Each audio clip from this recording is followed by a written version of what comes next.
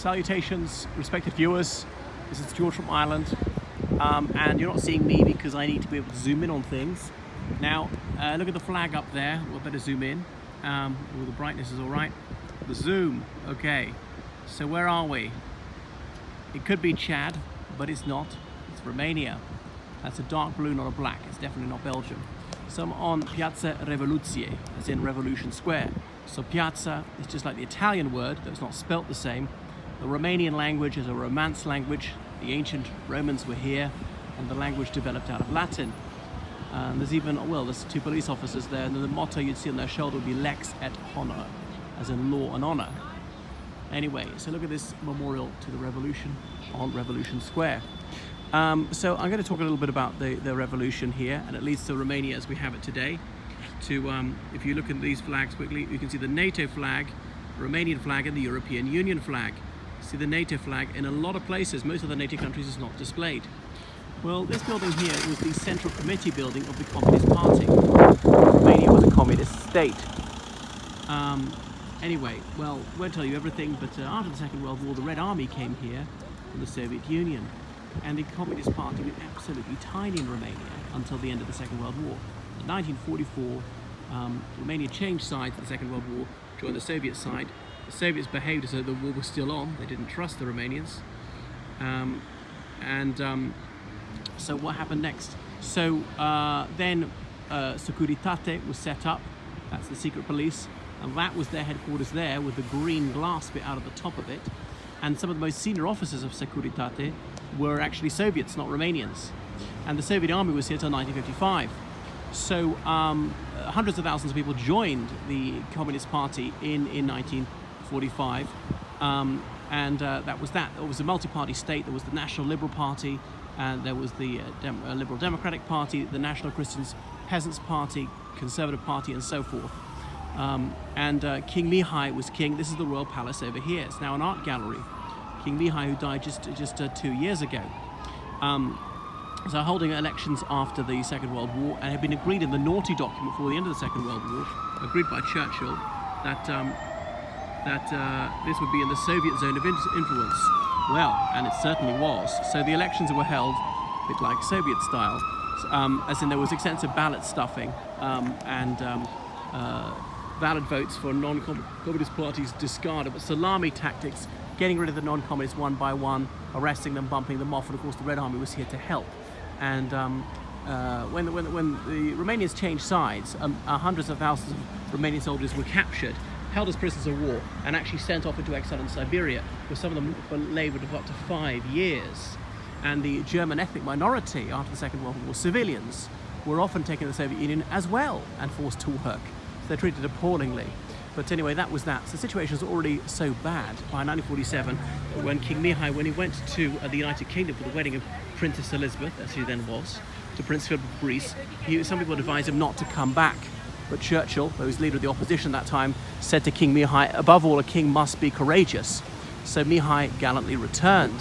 So the Soviets began pumping oil out like mad and taking anything of value. But that's partly because they say, well, you were an Axis country, you helped wreck our country, it was trashed and looted, and so we're going to take booty off you. And they even took lots of jewels and things like that on a train to Moscow for safekeeping. And after the war, the Romanians asked for it back, and of course the Soviets said, what items, what train for safekeeping, and just lied through their teeth in time-honored fashion. Anyway, so by 1948, Petru Groza was ruling the Red Bourgeois.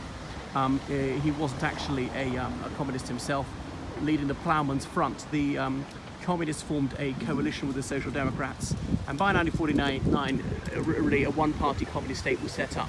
The Romanian Communist Party is called the Socialist Republic of Romania, and that was that. So there was Gheorghe Dej ruled for a while. There were statues of Lenin and Stalin up. Brașov, one of the largest cities, was renamed Stalin City.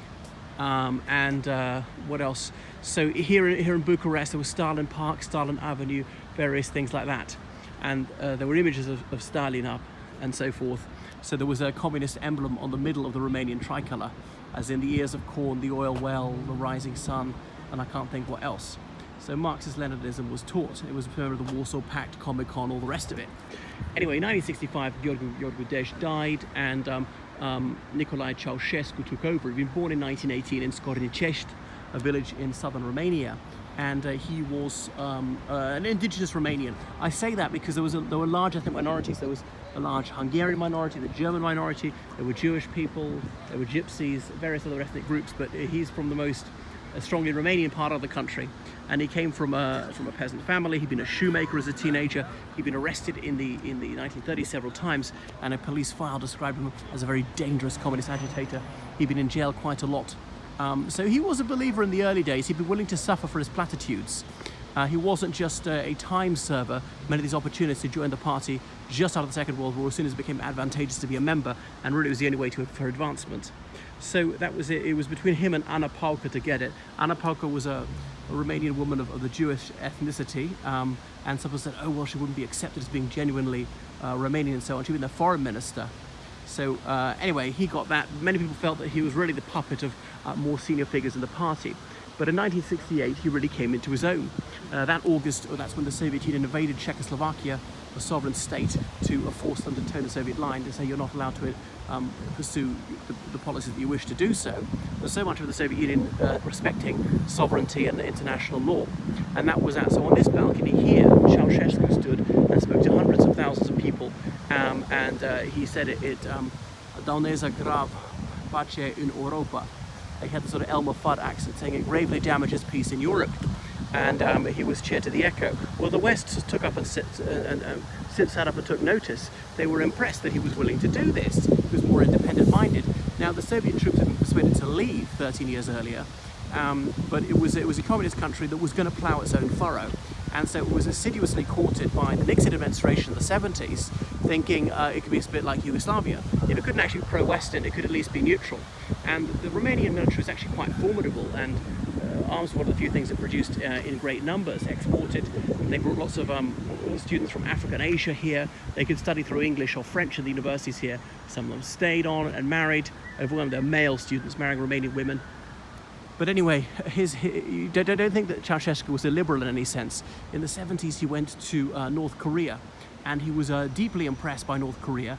And then he returned. He wrote the July Theses, a bit like Lenin wrote the April Theses. And he talked about systematization, the total transformation of society, and even some Romanians were sent off there to learn the language, and blah, blah, blah. And that's even a village outside Bucharest called Korea. And North Korea's got an embassy here. It's one of very few countries in Europe with a North Korean embassy.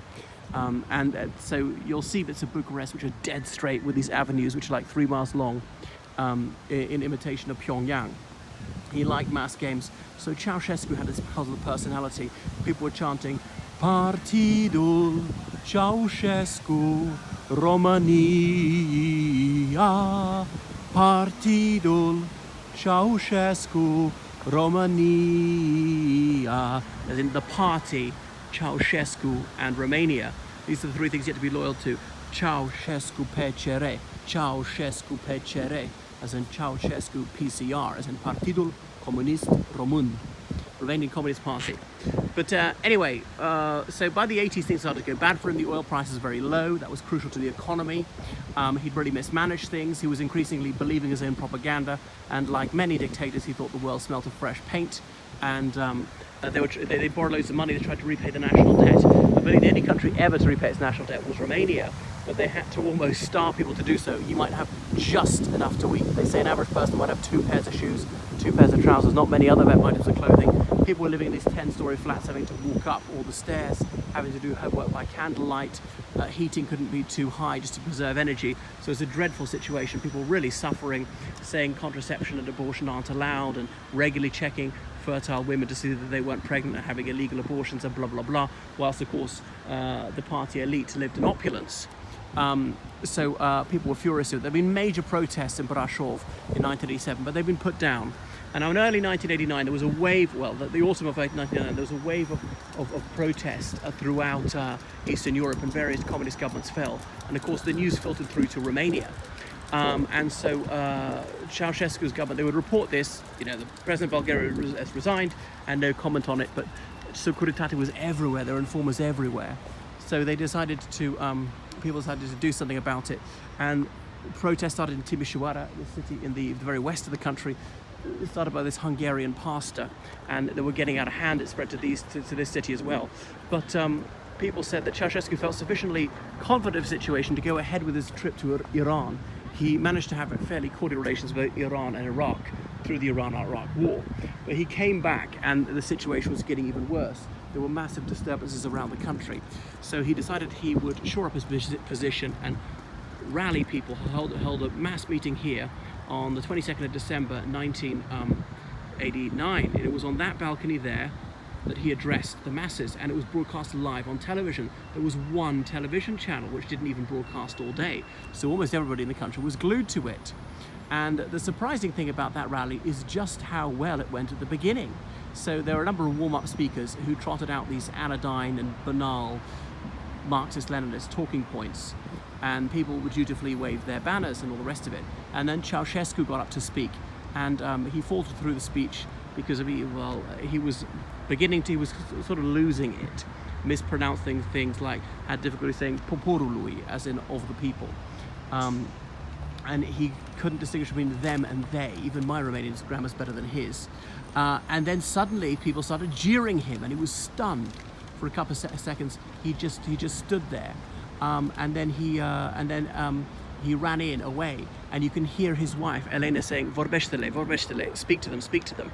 And the thing is, they cut the live feed on television, realizing this was a catastrophic image to be putting out for a regime which prided itself on total control of all facets of life. However, this sound wasn't cut, and people could still hear the booing and so on. So Ceausescu and his wife ran back inside, and then gunfire opened on the crowd, and dozens of people were shot dead. And later, Ceausescu and his wife fled the building by helicopter from that roof up there. And they soon indeed fled the capital. They had it announced on the radio that they were raising wages, they were cutting prices, and then you can see here the names of the people who were killed over the next few days. Almost all of them killed unarmed, shot dead by Securitate, occasionally the army and the police. So he fled on his helicopter into the countryside. The helicopter pilot, he then feigned engine trouble, forcing them to land. Ceausescu was then arrested by the police and held in a police car for a few hours, and the police listened to the radio reports to try and figure out which side was winning. Were they going to release him with fulsome apologies, just in case the pro-Ceausescu faction came out on top, or were they indeed to bump him off? And there was fighting at Bucharest airport, Otopeni, just north of here, by two groups of soldiers. They were both wearing the same uniform, and then somehow they talked to each other and discovered that they were both anti-Ceausescu, and several guys being killed on both sides. You can see headstones for them up at the airport. They're not actually buried there, but they're just headstones to reflect the number of soldiers who were killed. So these are the people who were shot dead by his regime, and it was a very brutal regime. Peaceful protesters, people who held up banners saying, let's have real democracy, they would be dragged off to prison, given a severe kicking. Genuine torture was used. You could be held incommunicado for years. You didn't have the right to leave the country. You had to get special permission in order to be permitted to leave the country. If somebody defected, his or her family would be victimized. They might lose their jobs. They get various demotions, and you depended on the state for everything. You know, housing, food. You had to show an ID card even to get even to buy bread, because all were living on rations.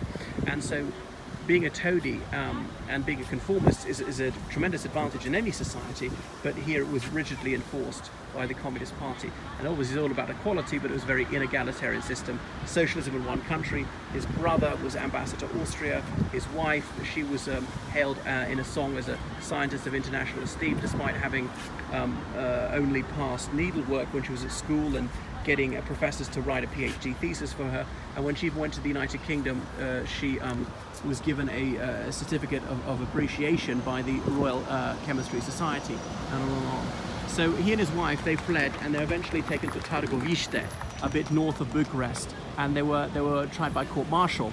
They were given a defense attorney, and the defense counsel, even he argued against them. So at the prosecution, they actually read passages out of Red Horizons by Ion Pacepa. Pacepa was a high-ranking Securitate officer who defected to the United States about 10 years earlier. And so then the court said that you're found guilty of, starving the people, of genocide, various crimes like that, and you're sentenced to death. And Ceausescu said, well, this is ridiculous. He said that these were flagrant lies, had been told by the prosecution. And then some soldiers came into the courtroom, and Elena, his wife, and Ceausescu, they thought that they were being freed. But no, their hands were tied up behind their back, saying, you have no right of appeal and you're going to be executed forthwith. And she said, you're breaking my arms. I raised you as a mother to this soldier. Because when they told the soldiers in the barracks, we need volunteers for a firing squad, many men put up their hands. And so they led out into the courtyard there, and Ceausescu started singing the Internationale, which was obviously a communist song he'd grown up with in his youth, as though he was actually dying for his ideals. And before the officer even had the chance to order the men to open fire, they did so anyway, and they died within seconds. It was all filmed, and that was Christmas Day 1989. He'd gone from being the absolute ruler of Romania to a corpse in 3 days. It was just stunning how quick it went, and about 1,000 people were killed in a week.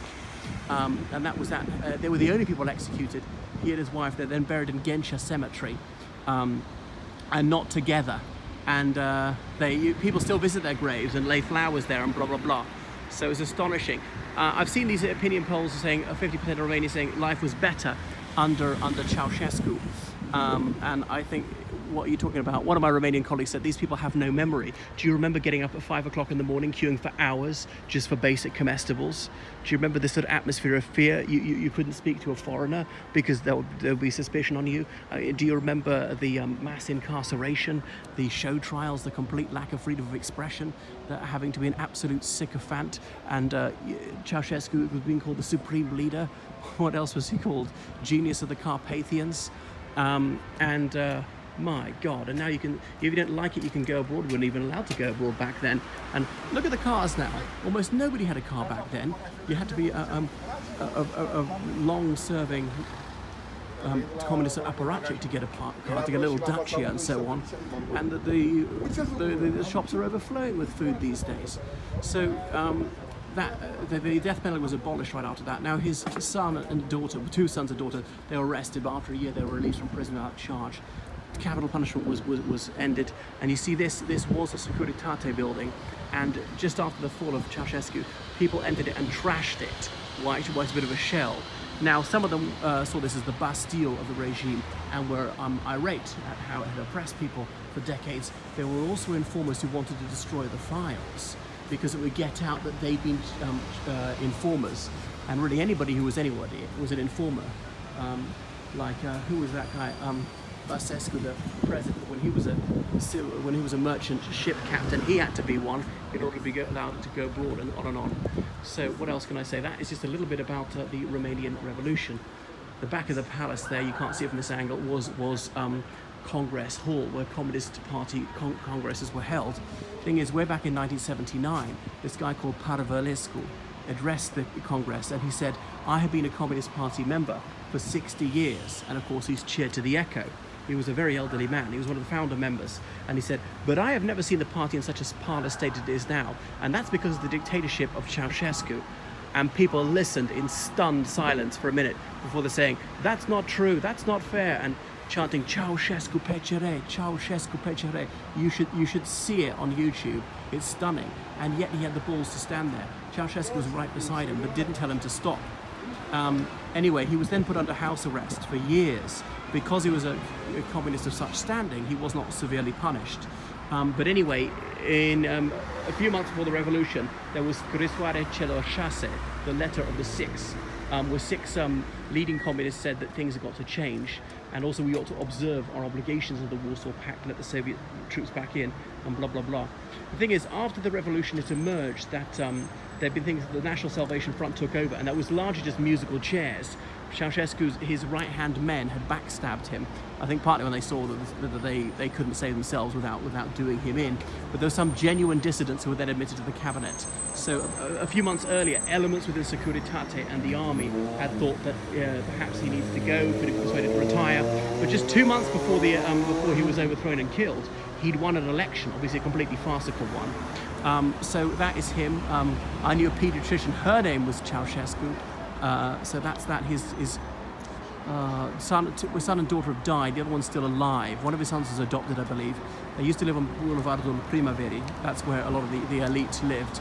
So really, that's about it.